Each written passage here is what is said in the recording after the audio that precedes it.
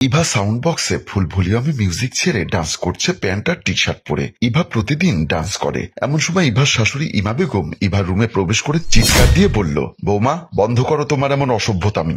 একে তো রোজার দিন, অন্যদিকে এখন তারাবির নামাজের সময়। তোমার জন্য আমি নামাজে বারবার ভুল করছি। কি শুরু করেছো তুমি? ইভা হাঁপাতে হাঁপাতে বলল, দেখুন মা, আপনি আপনার কাজ করছেন, আমি কিন্তু আপনাকে বাধা দেইনি, তাহলে আপনি আমার কাজে বাধা দিবেন কেন?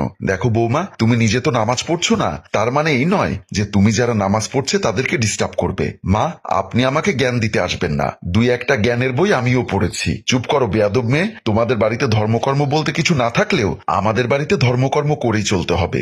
মা, আমাকে ধর্মকর্ম শেখাতে আসবেন না। আর তাছাড়া আপনি খুব ভালো করেই জানেন আমি আমার মনের ইচ্ছা মতো চলি। বলে ইভা আবারও মিউজিক ছেড়ে ডান্স করতে লাগলো। আর ইমা বেগম কোনো কথা না বলে তার বেডরুমের দিকে চলে যায়। ভাইয়া, ভাবি, তাড়াতাড়ি ওঠো, সেহেরির সময় শেষ হয়ে যাচ্ছে বলে দরজায় দাঁড়িয়ে ডাকছে রেশমি। রেশমির ডাক শুনে মুন্না ঘুম থেকে উঠে বলল, তুই যা, আমরা উঠে পড়েছি। ঠিক আছে ভাইয়া, তাড়াতাড়ি এসো, আর মাত্র 25 মিনিট বাকি আছে বলে রেশমি তাড়াতাড়ি খাবার টেবিলের দিকে চলে যায়। মুন্না ঘুম থেকে উঠে বসে ইভাকে ডাকতে লাগলো, ইভা, এই ভা, তাড়াতাড়ি ওঠো, সেহরির সময় শেষ হয়ে যাচ্ছে। মুন্নার ডাকে ইভা বিরক্ত হয়ে উঠে বসে বলল, তোমাকে কতদিন বলেছি এই সেহরির সময় আমাকে ডাকবে না, জানো তো তুমি আমি রোজা রাখতে পারি না। ইভার মুখে এমন কথা শুনে মুন্না বিরক্ত হয়ে বলল, কি বলছো এসব ইভা? ছোট ছোট বাচ্চারাও রোজা রাখে, আর তুমি বলছো রোজা রাখতে পারো না? শোনো, রোজা রাখার ইচ্ছা থাকলে ঠিকই রাখতে পারবে। তোমার যখন ইচ্ছা আছে তাহলে তুমি গিয়ে রোজা রাখো, আমি রাখবো না। ইভা, রোজা রাখা আমাদের মুসলমানদের জন্য ফরজ। আল্লাহর উপর থেকে এই হুকুম আমাদের উপর জারি হয়েছে।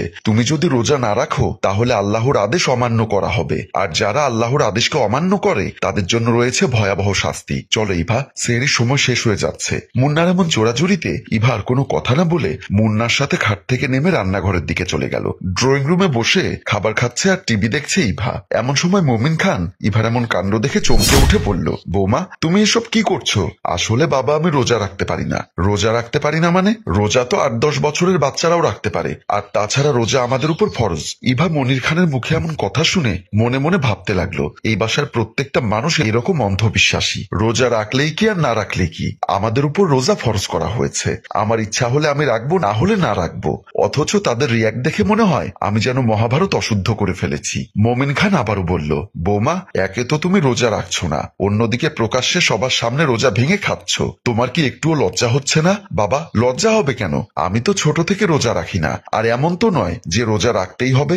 ইভার মুখে এমন কথা শুনে মোমিন খান ধমক দিয়ে বলল, তাহলে তোমার কি মনে হয় রোজা রাখতে হবে না? বৌমা, রোজা আল্লাহর বিধান, আমরা ইচ্ছা করলে আল্লাহর বিধানকে অলঙ্ঘন করতে পারি না। মোমিন খানের মুখে এমন কথা শুনে ইভা কি বলবে কিছুই বুঝতে পারছে না। এদিকে মোমিন খান একের পর এক কথা বলে যাচ্ছে। ইভাকে চুপ থাকতে দেখে মোমিন খান হুঙ্কার দিয়ে বলল, বেয়াদব মেয়ে, আমার চোখের সামনে থেকে সরে যাও। মোমিন খানের মুখে এমন কথা শুনে ইভার কোনো কথা না বলে চুপচাপ খাবার প্লেটটা হাতে নিয়ে ড্রয়িং রুম থেকে বের হয়ে গেল। ইমা বেগম তার রুমে এসে কোরআন তেলাওয়াত করছেন। এমন সময় ইভা এসে বলল, মা, আমি একটু বাইরে যাচ্ছি, ফিরতে ফিরতে সন্ধ্যা হবে। ইভার ডাকে ইমা বেগম কোরআন শরীফ বন্ধ করে ইভার দিকে তাকাতে চমকে ওঠে। ইমা বেগম ইভাকে দেখে মনে মনে ভাবতে লাগলো, ছি ছি, মানুষের এত নিচু মনের রুচি হয় কি করে? একটা নারীকে এই ড্রেস আপে বাহিরে যেতে একটুও কি তার চোখ লজ্জা হয় না? ইমা বেগম ইভার পা থেকে মাথা পর্যন্ত ভালোভাবে দেখতে লাগলেন। ইমা বেগম বলল, বৌমা, তুমি এই ড্রেস পরে বাহিরে যাবে কেন? মা, এই ড্রেসের কি হয়েছে? বৌমা, এই ড্রেস আপে কোনো ভদ্র ঘরের মেয়ে বাহিরে যেতে পারে না।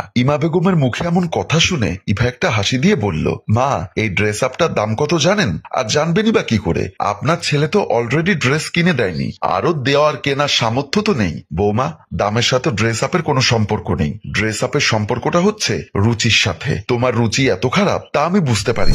মা, আমাকে আমার মতো চলাফেরা করতে দিন। এই ড্রেস পরে তুমি বাহিরে যেতে পারবে না। তুমি ভুলে যেও না যে তুমি এই বাড়ির বউ। বাহিরে যদি যেতে হয় তাহলে এই বাড়ির মেয়েদের মতো বোরখা পরে বাহিরে যেতে হবে। ইমা বেগমের মুখে এমন কথা শুনে ইভার কোনো কথা না বলে একটা মুখ ভেঙচি দিয়ে রুম থেকে বেরিয়ে গেল। ইমা বেগম আউযুবিল্লাহ পড়ে আবারও কোরআন তেলাওয়াতে মত্ত হয়ে গেলেন। খাবার টেবিলে বসে আছে ইমা বেগম, মোমিন খান ও রেশমি। একটু পরে মাগরিবের আজান হবে। সারা দিন রোজা রাখার পর পবিত্র ইফতারের মাধ্যমে আল্লাহর নৈকট্য লাভ করে মুসলিম উম্মাহ। এমন সময় খাবার টেবিলে আসে মুন্না। পরিবারের সবাইকে নিয়ে একসাথে ইফতার করবে বলে মুন্না আজ অফিস থেকে একটু তাড়াতাড়ি চলে এসেছে। মুন্না চেয়ারে বসে বলল, মা, ইভা কোথায়? ইভাকে তো দেখছি না। মুন্নার মুখে এমন কথা শুনে ইমা বেগম একটা দীর্ঘশ্বাস ছেড়ে বলল, বৌমা দুপুরের দিকে বাহিরে গেছে, আমাকে বলে গেছে আসতে সন্ধ্যা হবে। মা, ও বাহিরে যেতে চাইলো আর তোমরা তাকে যেতে দিলে? রেশমি বলল, ভাইয়া, তোমার বউ কি বাড়ির কারো কথা শোনে? তোমার বউ সাফ সাফ সব সবাইকে বলে দিয়েছে সে তার মতো করে চলবে। এমন সময় মমিন খান রেশমিকে থামিয়ে দিয়ে বলল, তোর বউয়ের চলাফেরা তো দেখছি লাগামহীন, ধর্মকর্ম কিছুই নেই। তোর বউয়ের প্রতি তোরও তো কিছু দায়িত্ব রয়েছে। মমিন খানের মুখে এমন কথা শুনে মুন্না চুপচাপ মাথা নিচু করে বসে আছে।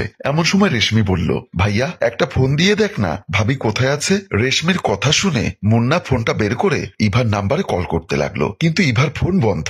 মুন্না বারবার ইভার নাম্বারে কল করছে, কিছুতে ইভার নাম্বারে কল ঢুকাতে পারছে না মুন্না। ইভার নাম্বার বন্ধ দেখে পরিবারের সবাই দুশ্চিন্তায় পড়ে যায়। মুন্না তার বেডরুমে পায়চারি করছে আর ইভার নাম্বারে বারবার কল ডায়াল করছে। বরাবরের মতোই ইভার নাম্বার বন্ধ জানায়। মুন্না দুশ্চিন্তায় পড়ে যায়, কি হয়েছে ইভার, এত রাত তো বাইরে থাকার কথা না, তার নাম্বার বন্ধ কেন, কিছুই তো বুঝতে পারছি না। মুন্না পায়চারি করছে আর এরকম হাজারটা প্রশ্ন সে নিজেকে নিজেই করছে। এমন সময় মুন্নার নাম্বারে একটা অপরিচিত নাম্বার থেকে কল আসলো। মুন্না তাড়াতাড়ি কলটা রিসিভ করতেই ওপাশ থেকে বলে উঠল, হ্যালো, আপনি কি মুন্না? জি আমি মুন্না, আপনি কে বলছেন? আমি বাকুলিয়া থানার ওসি রাজু বলছি। কথাটি শোনার সাথে সাথে মুন্না চমকে ওঠে। মুন্না কোন রকম নিজেকে সামলে নিয়ে বলল, জি স্যার বলুন, আপনি যত তাড়াতাড়ি সম্ভব সরকারি হসপিটালে চলে আসুন। বলেই ফোন কেটে দিল পুলিশ অফিসার রাজু। পুলিশ অফিসারের মুখে এমন কথা শুনে মুন্না দেরি না করে এক দৌড়ে রুম থেকে বেরিয়ে গেল। হসপিটালের বেডে অজ্ঞান অবস্থায় শুয়ে আছে ইভা। মুন্না মাথা নিচু করে তার পাশে দাঁড়িয়ে আছে। এমন সময় পুলিশ অফিসার রাজু এসে বলল, মিস্টার মুন্না সাহেব, ডক্টরের সাথে আমার কথা হয়েছে, 2-3 জন একসাথে মিলে করায় অতিরিক্ত রক্ত হয়েছিল ওনার শরীর থেকে। ডক্টর বলেছেন অল্প কিছুক্ষণের মধ্যে ওনার জ্ঞান ফিরবে। আমি এখন চলে যাচ্ছি, ঘন্টাখানেক পর আবার আসবো।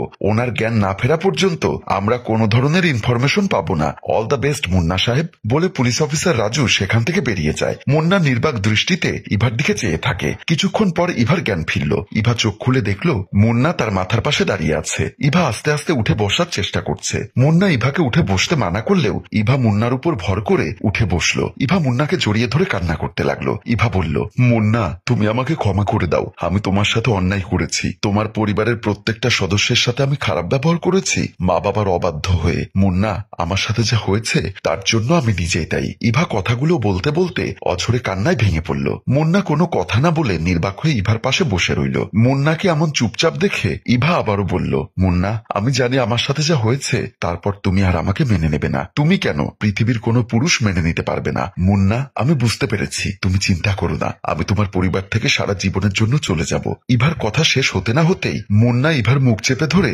বুকে জড়িয়ে নিল। তারপর মুন্না বলল, ইভা আমি তোমাকে ছেড়ে যেতে দেব না, তবে তোমাকে একটা কথাই বলবো, ইভা তুমি সবকিছু ছেড়ে আল্লাহর কাছে তওবা করে ইসলামের পথে ফিরে এসো। মুন্না আজকের পর থেকে আমি আর কখনো কোনো খারাপ কাজ করব না। হে আল্লাহ তুমি আমাকে মাফ করে দাও। সম্মানিত ভিউয়ার্স, ধর্মের উপাসনা ছাড়া জীবনে কেউ সফল হতে পারে না। তাই আমি বলবো যে যার ধর্ম মতো জীবন পরিচালনা করুন, তবেই জীবন সুন্দর হবে। আমাদের গল্পটি যদি আপনাদের ভালো লেগে থাকে তাহলে লাইক, কমেন্ট ও শেয়ার করে আমাদের পাশেই থাকুন। গল্পটির রচনায় মোশাররফ হোসেন মৃদুল, পরিচালনায় HM কানন, চিত্রগ্রহণ ইফতি হুসাইন। ধন্যবাদ।